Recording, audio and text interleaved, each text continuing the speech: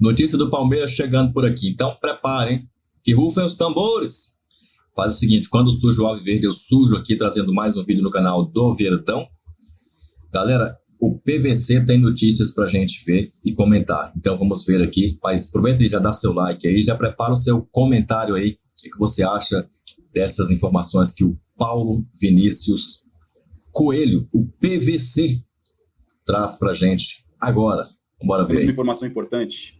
Publicamos no nosso blog Mercado da Bola sobre Palmeiras. Rafael Santos Borré, jogador da seleção colombiana e que está na mira do Verdão com interesse. Já foi alvo do Palmeiras. E o Bruno Andrade traz mais informações sobre isso agora para vocês. Santos Borré, que ontem inclusive foi titular na vitória da Colômbia por 2-1 em cima do Brasil, está novamente na mira do Palmeiras. É o alvo prioritário do Verdão para reforçar o ataque em 2024. Ele que foi alvo do próprio Palmeiras em 2021. Naquela ocasião, a pedido do Abel Ferreira, o Borré vivia uma grande fase no River Plate, mas tinha um contrato curto, daí então a possibilidade de assinar pré-contrato com qualquer outra equipe. O interesse do Palmeiras surgiu, vários outros clubes do futebol sul-americano, mas também da Europa, procuraram o Borré. No caso do Palmeiras, foram dias e mais dias, semanas e mais semanas de negociação. O Palmeiras, no fim, depois desistiu do negócio, especialmente por conta dos altos valores, salários, luvas, mas também e sobretudo comissões. O Palmeiras se afastou, o Eintracht Frankfurt da Alemanha entrou com tudo e garantiu a contratação do Borré, que assinou o contrato então até junho de 2025. O Borré, hoje com 28 anos, chegou com tudo ao futebol alemão, titular absoluto, marcando gol na final da Liga Europa, sendo campeão da Liga Europa pelo Eintracht Frankfurt, caiu de rendimento no início da temporada, foi emprestado a outro clube alemão, o Werder Bremen, onde ainda vive de altos e baixos, e o Eintracht Frankfurt nunca desistiu de recuperar o forte investimento. Antes de negociar por empréstimo o Borré com o Werder Bremen, estipulou o preço de mais ou menos 10 milhões de euros, hoje 53 milhões na cotação atual. Agora é perceber se o Palmeiras, que lá atrás desistiu por conta dos altos valores, vai investir pesado na contratação do Borré para 2024.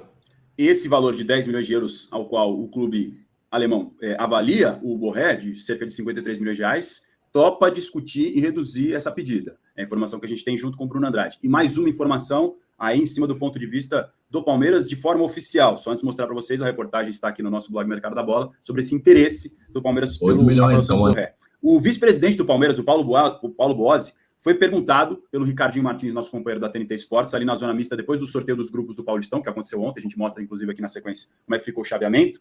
E a resposta dele sobre o Borré foi a seguinte, abre aspas, todo grande jogador interessa ao Palmeiras. A gente não discute contratação na imprensa. Sem dúvida, quando perguntado se é um bom nome.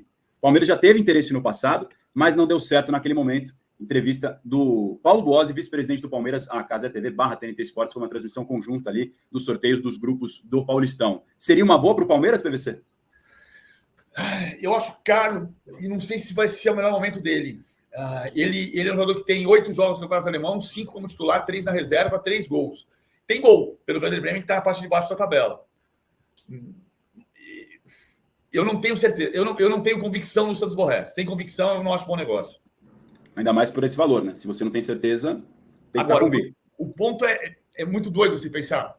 É a história de você ir no John Kennedy, como o Fluminense foi. O John Kennedy era do Fluminense, né? A diferença é fundamental, você não vai gastar nada. Mas quem é que tinha convicção no John Kennedy? Só o Diniz. Só o Diniz.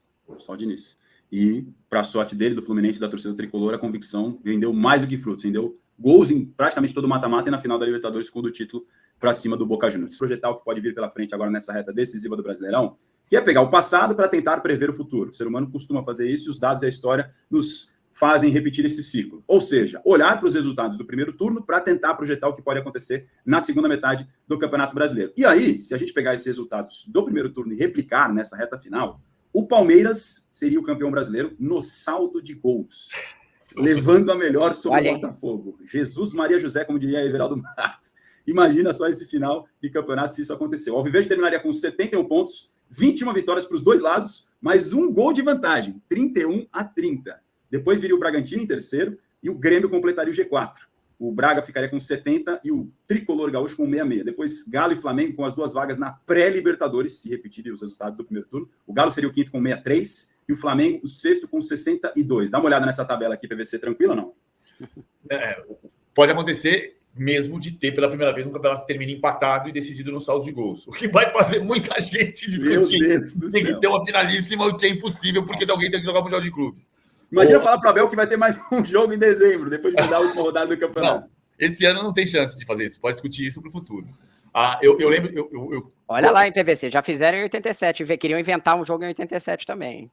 Não, 87 é a história do cruzamento que o Eurico foi lá e assinou aquele bendito daquele regulamento. Sem autorização dos outros clubes, né? Sim, mas acabou que... O Flamengo não é campeão, não. Vem com essa não. A gente só discute. Para mim, campeão legítimo é o Flamengo e o campeão legal é o Sport, porque a STF deu ganho de casa pro Sport. Então deu ganho de casa pro Sport. O que eu tô falando é que já tentaram modificar regulamento. Eu estou brincando aqui, eu sei que não vai ser feito, mas já foi feito na história do Brasil mudar regulamento depois que começou a competição, né? Já aconteceu de o campeonato começar sem regulamento. Em 88, que o campeonato começou E quando, em 94 ou 95, mudaram o regulamento na última rodada para o Flamengo não ser rebaixado.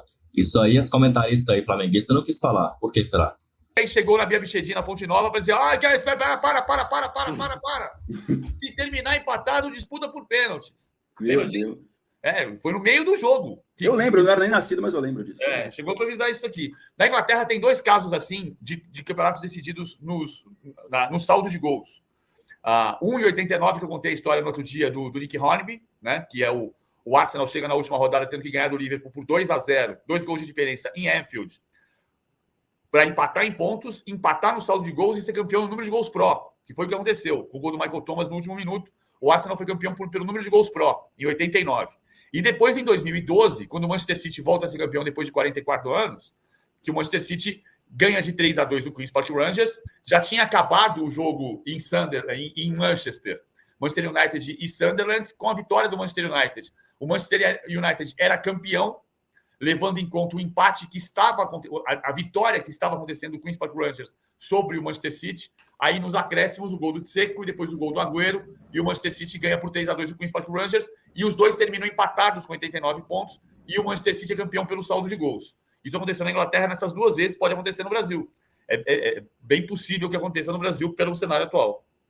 Para mostrar para vocês quais seriam os resultados, tá? Lembrando os que aconteceram no primeiro turno. O Palmeiras faria 9 pontos, 3 vitórias. Foi 3-1 no Fortaleza, 16ª rodada, 4-1 no América, 17ª, 1-0 no Cruzeiro na 19ª, e uma derrota, perdeu para o Fluminense. Óbvio que tudo é diferente no segundo turno, janela, convocação de desfalque, é só uma amostragem que a gente fez essa reportagem para simular. O Botafogo faria 11 pontos, 3 vitórias, 2-0 no Fortaleza, 4-1 no Curitiba e 3-1 no Inter. E 2 empates, 2-2 com o Santos, naquele jogo que estava 2-0, empatou, quase virou depois, e 0-0 com o Cruzeiro que agora está brigando contra o rebaixamento. O Bragantino faria 11 pontos, também, 3 vitórias, 4-0 no Flamengo, tinha esquecido desse jogo, 3-0 no Fortaleza e 1-0 no Curitiba, e mais 2 empates, com o Inter sem gols e 1-1 com o Vasco.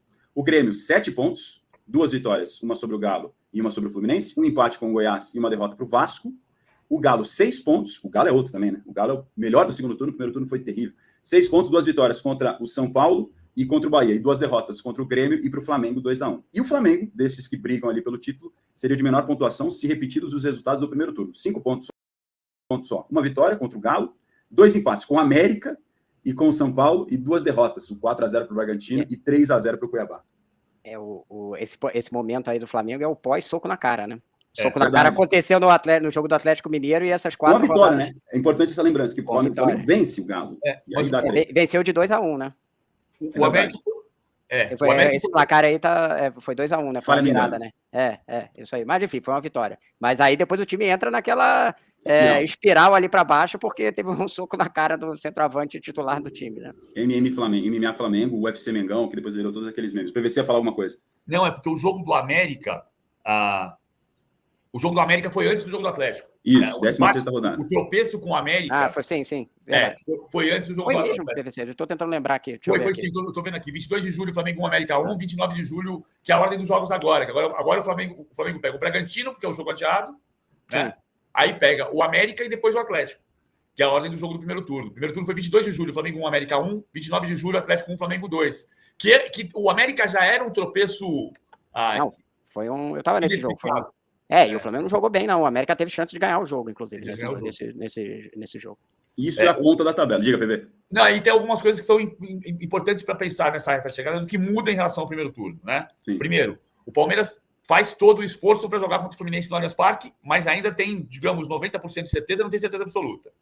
O Palmeiras pode pegar o Cruzeiro sem torcida no Mineirão, porque nesse momento o Cruzeiro está punido e joga sem público até o final do campeonato. Acho que vão reverter, como são 3 jogos em casa, acho que vai acabar revertendo no último jogo, o Cruzeiro vai jogar em casa com torcida no último jogo. Mas nesse momento não tem torcida no Mineirão. Seria um absurdo, né?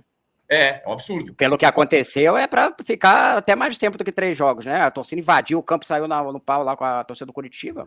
Lembrança importante essa da torcida. A punição já foi feita mesmo pelo STJD. E o Flamengo joga em Uberlândia contra o América, que está absolutamente dentro do regulamento. Acho que nem devia ser, mas já aconteceu. O Palmeiras jogou contra o América em Londrina, em outros campeonatos. O ideal seria que todo mundo jogasse as mesmas. Ainda que você vai pensar assim, pô, teve 1.500 torcedores do América no Independência no jogo do rebaixamento. Mas é o estádio do América. Você vai levar para Uberlândia, vai ter muito rubro-negro em Uberlândia, natural. Também teria no Independência. Pode fazer pouca diferença até. Mas o Flamengo não vai jogar no Independência contra o América, vai jogar em Uberlândia. Talvez seja até pior pelo gramado. O Uberlândia tinha grande tradição de ter o melhor gramado do Brasil, hoje não tem. Mas tem esses ingredientes que vão pesar para um lado e para o outro. Né? Assim como tem esse ideia do Thiago Nunes. Sim. Então, o Nunes pode estrear com 5 vitórias seguidas, como fez no Grêmio, por exemplo. E se ganhar os 5 jogos, é campeão. Só depende de si. E se na parte de cima ficaria essa loucura de, olha isso, hein, gente? Se ficar assim, é para, como diria Galvão Bueno, teste para cardíaco. 71 pontos, 21 vitórias, Palmeiras e Botafogo, diferença de saldo de 1 gol, 31-30 ficaria. Na parte de baixo, também não seria coisa tranquila, não, né? Bahia, Cruzeiro e Curitiba terminariam dentro do Z4, além do América, que já está rebaixado. Bahia ficaria com 43, Cruzeiro 42 e Curitiba e América 32 e 22 pontos. E o Goiás escaparia. Exatamente, nessa projeção aqui, Santos, Vasco, Goiás e Inter, por pouco, tá? Olha isso, Rodrigo, dá uma olhada. Ó, Goiás 45, Inter 45, Vasco 44, Santos 44, Bahia 43. Meu Deus do céu, que loucura. O Goiás mudou de técnico, né? O Goiás tem técnico interino até o final do campeonato, Mário Henrique. O Armando Evangelista foi demitido. Então, vai tentar esse choque final. Só 2 vezes. É engraçada essa estatística. Santos ganha de ninguém, né? Eu estava vendo um debate na ESPN dizer: mas muitas vezes você troca de técnico e escapa. Mas ele escapou porque trocou de técnico? Porque o time que cai também trocou de técnico. Ninguém lembra. No ano passado, por exemplo, o Cuiabá escapou do rebaixamento mudando de técnico na 8ª rodada. E time que mudou de técnico depois caiu. Na história dos pontos corridos, só 2 vezes o técnico rebaixado dirigiu o time a temporada toda. E eu já Desde 2003, isso?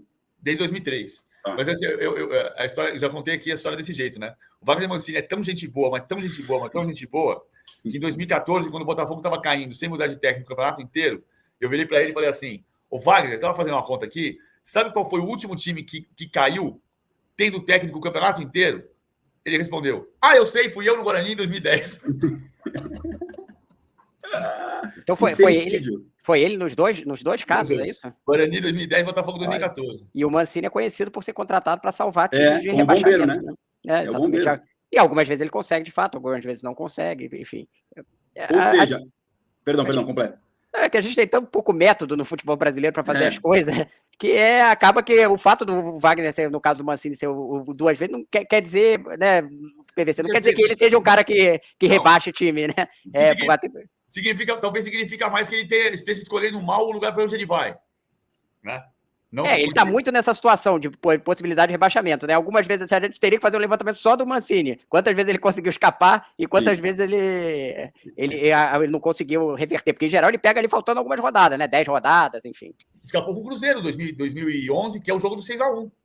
O Cruzeiro 6, Atlético 1, era o Mancini, o técnico do Cruzeiro, que tirou o Cruzeiro do rebaixamento, o Cruzeiro virtualmente rebaixado.